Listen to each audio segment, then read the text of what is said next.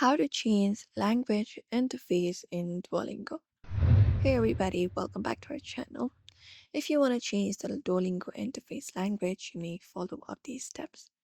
So you can head over to any of the browser or even download the application of Duolingo. Once you are here, you can just go ahead and search for Duolingo.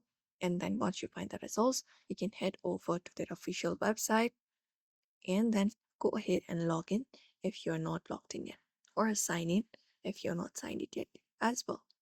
So once you are here, you should be finding different options available on your screen. You can just go ahead and look out for the option in order to change the interface language, which is the flag icon in the top left corner of the screen. Find the flag icon and tap on it. And once you tap on it, here you will be finding different languages option.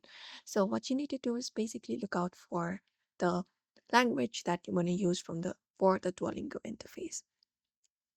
So here you can just go ahead and select the language, for example, Japanese, or you can tap on this courses option right beside it.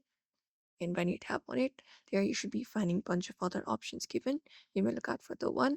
For now, let's head over and tap on Japanese. And once you tap on Japanese, you should be finding the language. After making the selection, the interface language being changed into the new language that you've chosen. You may try it out, or you can also head over to your profile in the bottom left corner, tap on it. And once you are on your profile, look out for the gear icon in the top right, tap on it. And from there, go ahead and look out for the preferences option under account.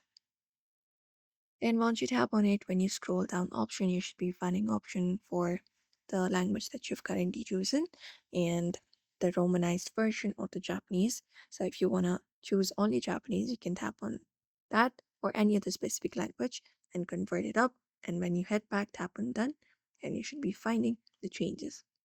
And that's it. So therefore, these are the methods you can follow. For that, do not forget to give this video a like and also subscribe for more tips and tutorials.